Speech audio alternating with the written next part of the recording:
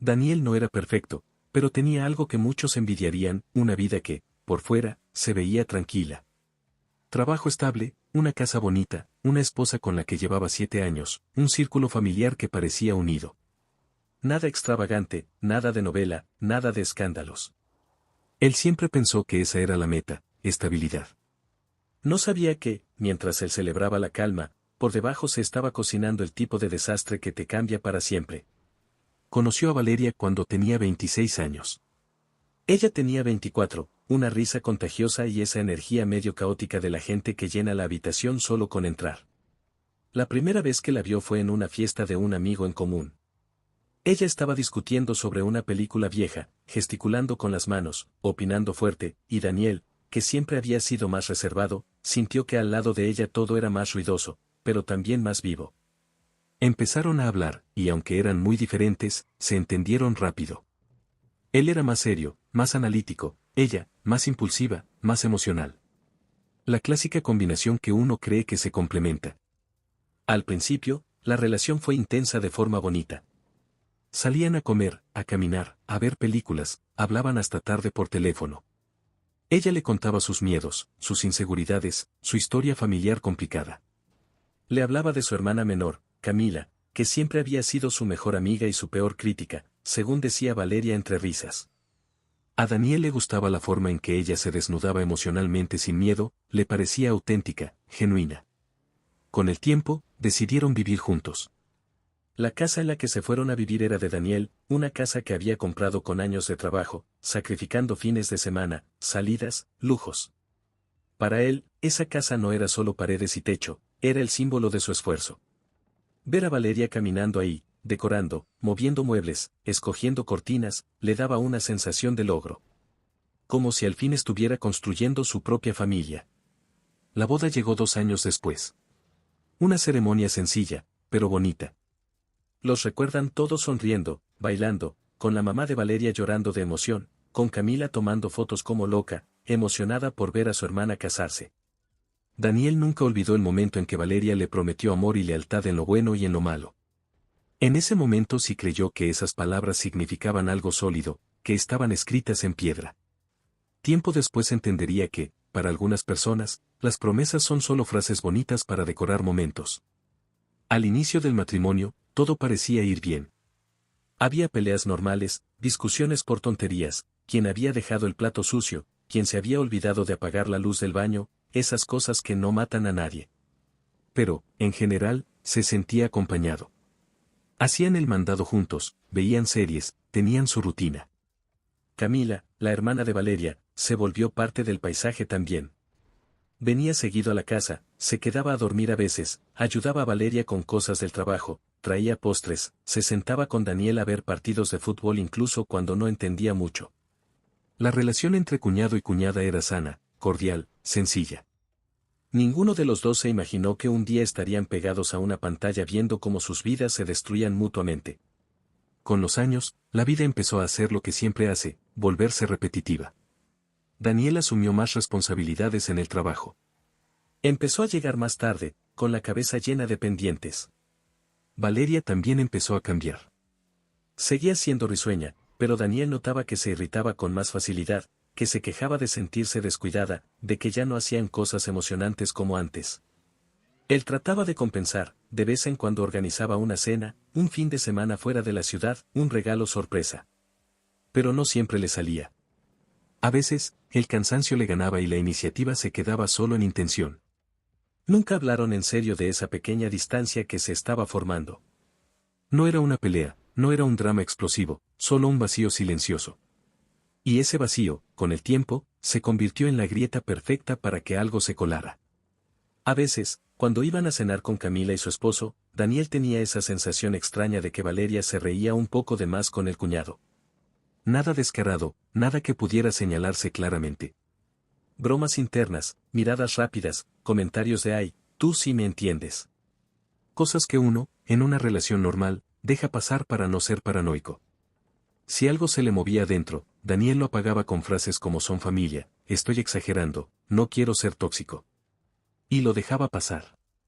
Mientras tanto, el esposo de Camila, ese tipo con el que Daniel había compartido cervezas y chistes, se iba tornando cada vez más cómodo con Valeria. Chistes privados, mensajes supuestamente por temas familiares, planes para organizar cosas juntos. Nada que a simple vista pudiera ser catalogado como infidelidad. Pero ahora, viéndolo en retrospectiva, Daniel recordaba esos momentos y sentía que todos fueron pequeñas banderas rojas que eligió no ver. Lo que detonó todo no fue una pelea, ni una discusión, ni una noche rara. Fue ese martes, cuando Camila apareció con la cara destruida. Cuando entró a la oficina de Daniel, él supo que algo grave había pasado, pero jamás imaginó que ella se sentía igual que él se sentiría unos minutos después. También traicionada. También engañada. También ridículamente reemplazada por su propia hermana. Cuando él empezó a leer los mensajes, una parte suya se desconectó. Como si estuviera viendo la vida de otra persona. Había una familiaridad en las palabras de Valeria con el cuñado que lo hizo sentir usado. Esos emojis, esas bromas idiotas, esa manera de decirte extraño que él no recordaba haber recibido en mucho tiempo. De repente se dio cuenta de que ella sí tenía energía para ser afectiva, solo que ya no con él. En el celular de Camila estaban los mensajes entre su esposo y Valeria. Pero eso era solo una parte. Cuando ella revisó más a fondo, encontró también reservas de hotel, ubicaciones compartidas, conversaciones sobre días específicos en los que él recordaba haberse quedado trabajando hasta tarde. Todo encajaba como un rompecabezas macabro. Esa noche que Valeria dijo que se quedaría con su mamá, aquella tarde que tenía un evento con amigas, esos domingos en los que supuestamente iba a ayudar a Camila con cosas, todo era mentira. Todo había sido parte de la coartada. Después de que Camila se fue, él se quedó solo con sus pensamientos. Empezó a recordar cada pequeño gesto de los últimos meses. La forma en que Valeria contestaba el celular a escondidas. Las veces en que se levantaba de la cama para ir al baño y tardaba 10, 15 minutos, con el brillo del teléfono filtrándose por debajo de la puerta. Los momentos en los que ella se reía viendo la pantalla y cuando él preguntaba. Decía nada, una tontería. Los días en que ella volvía de visitar a su hermana con el cabello un poco revuelto, más feliz de lo normal o extrañamente tranquila. En ese momento, Daniel entendió que no había estado loco. Que su intuición no era paranoia. Simplemente, él había elegido confiar para no convertirse en esa persona desconfiada que tanto detestaba. Y, sin embargo, la confianza que ofreció fue el arma que lo dejó sin defensa. Al llegar a casa y ver a Valeria moviéndose con la normalidad de siempre, sintió que estaba viendo a una actriz en un escenario. Ella no sabía que su obra ya había sido descubierta. No sabía que todas sus escenas elaboradas se habían caído. Él la miraba cortando verduras, canturreando una canción, revisando el celular de vez en cuando, y se preguntó cuántos mensajes de ese tipo habría enviado en esa cocina mientras él no estaba. Cuando la confrontó, una parte de él todavía quería que ella dijera que no, que era un malentendido, que Camila estaba equivocada. Pero la forma en que su rostro se desfiguró de confusión a furia, en cuestión de segundos, le confirmó todo. Esa habilidad instantánea para atacar a la otra persona, para culpar a la hermana, para hacerla ver como la mala, fue más reveladora que cualquier mensaje.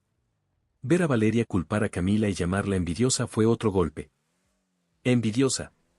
De un matrimonio que ella misma estaba destruyendo. Era como ver a un ladrón quejándose del desorden en la casa que acaba de saquear. Cuando él le mostró las capturas, ella intentó sostener la mentira unos segundos más, pero la realidad era demasiado obvia. Y ahí, cuando al fin cayó en cuenta que no había salida, se rompió. No por culpa, no por remordimiento profundo, sino porque sabía que había perdido el control de la situación.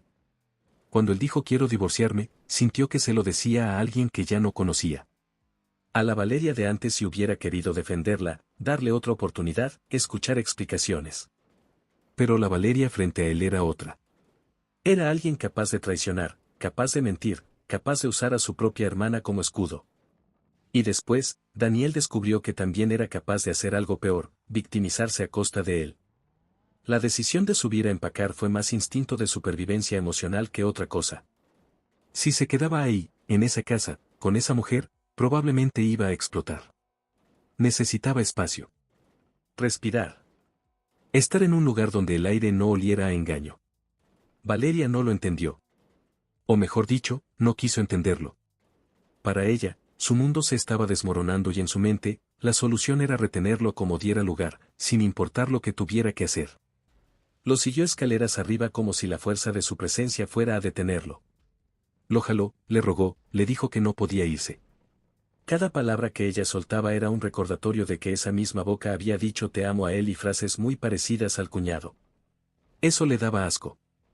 La idea de seguir durmiendo con alguien que había usado su amor como coartada lo destruía. La llamada a la policía fue una jugada sucia, fría, calculada. No fue un impulso. Fue una decisión. Ella sabía que si lograba ponerlo como el agresor, como el hombre violento, tendría ventaja. En lugar de enfrentar el dolor como adulta, decidió convertirlo en el enemigo. Cuando los policías llegaron, Daniel sintió una vergüenza ajena enorme al verla actuar. Llorando, temblando, apretándose el pecho, repitiendo una versión falsa en la que él era un tipo fuera de control. Los vecinos miraban desde sus ventanas.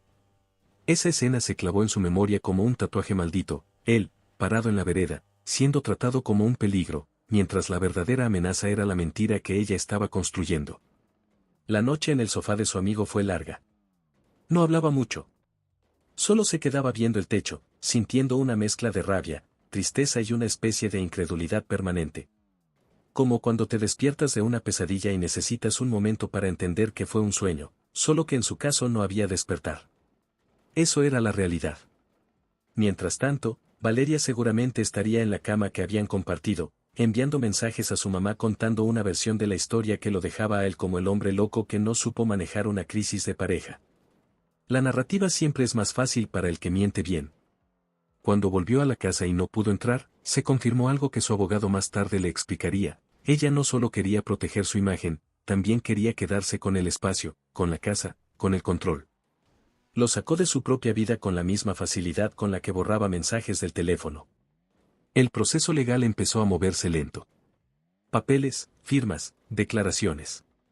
Valeria, mientras tanto, seguía asegurando que él la había maltratado emocionalmente por meses. Que ella era la víctima. Se construyó un personaje completo, con historia incluida, pobre mujer atrapada con un hombre inestable. Irónico, sabiendo lo metódica que había sido para engañarlo a él y a su propia hermana. Camila, por su parte, vivía su propio infierno. Había perdido a su esposo y a su hermana al mismo tiempo. La familia se le vino encima acusándola de traicionera por haber contado la verdad. Los padres preferían mirar hacia otro lado antes que aceptar que sus hijas estaban en el centro de un desastre moral. Para ellos era más fácil culpar a Daniel y a Camila que enfrentar que una hija había sido infiel con el marido de la otra. En medio de todo eso, Daniel empezó a recordar cosas pequeñas que antes había olvidado. Tardes en las que Valeria llegaba oliendo a un perfume que él no le había visto ponerse antes. Mensajes que ella recibía tarde en la noche y contestaba en el baño. Excusas repetidas sobre trabajo extra de su cuñado. Miradas fugaces entre Valeria y él en reuniones familiares. Todas esas cosas que, en su momento, parecieron insignificantes, ahora eran piezas de un rompecabezas nauseabundo. Empezó a aceptarlo, no es que él no hubiese visto señales, es que eligió no creer que alguien que amaba pudiera hacerle eso. Y ahora entendía que uno no puede amar tanto como para dejar de cuidarse. El abogado le dijo algo que se le quedó grabado: los procesos de divorcio por infidelidad no solo se pelean con pruebas, también se pelean con narrativa. Ella va a intentar vender una historia en la que tú eres el hombre inestable. Tu trabajo es demostrar que eso no solo es mentira, sino que es una cortina de humo para tapar lo que realmente hizo. Y aunque todo el tema legal avanzaba a paso de tortuga, algo dentro de Daniel empezó a cambiar. Ya no se veía a sí mismo como el tipo roto durmiendo en un sillón. Empezó a verse como alguien que, aunque había perdido mucho, todavía tenía algo muy valioso: la oportunidad de no seguir viviendo engañado. Claro, dolía. Dolía ver fotos antiguas y saber que quizá ese día, después de la sonrisa, ella se había ido a ver al otro. Dolía recordar palabras de amor que ahora sonaban huecas. Dolía pensar que compartir la cama con alguien no garantiza que esa persona esté contigo de verdad. Pero también había algo liberador en saber la verdad. Por más cruel que fuera. Daniel entendió que, si no hubiera descubierto los mensajes, seguiría viviendo en esa obra de teatro donde él era el esposo confiado y ella la esposa aparentemente entregada. Se dio cuenta de que, en el fondo, había sido afortunado de enterarse, aunque fuera de la peor manera. Porque ahora tenía la oportunidad de rehacer su vida sin mentiras, sin máscaras, sin falsas promesas. Y ahí, en medio de esa mezcla de dolor y claridad, decidió algo: no iba a ser el tipo amargado que se queda pegado al pasado. No iba a ser el hombre que se cierra al amor para siempre, pero tampoco iba a ser el ingenuo que confía ciegamente sin observar. Iba a aprender, aunque fuera a golpes. Esa historia, la de cómo lo traicionaron, cómo lo sacaron de su casa, cómo lo señalaron como el malo, va a seguir persiguiéndolo un buen tiempo. Hay heridas que no se borran rápido. Pero poco a poco, se fue acostumbrando a mirar hacia atrás sin sentir que se ahogaba. A contar la historia en voz alta sin romperse a la mitad. A poder decir me pasó esto sin que se le llenaran los ojos de lágrimas todo el tiempo. No sabe cómo va a terminar el juicio. No sabe si se quedará con la casa, si tendrá que empezar desde cero en otro lugar, si la familia de ella algún día aceptará la verdad. Tampoco sabe cuánto tiempo le tomará volver a confiar en alguien. Pero si sabe algo, nunca más va a ignorar su intuición. Nunca más va a permitir que alguien lo haga dudar de lo que ve claro. Nunca más va a rogarle a alguien que se quede. Porque él ya sabe lo que se siente darlo todo por alguien que, mientras tú amas con los ojos cerrados, está abriendo la puerta para otra persona a tus espaldas. Y esa lección, por más dura que sea, lo acompañará toda la vida.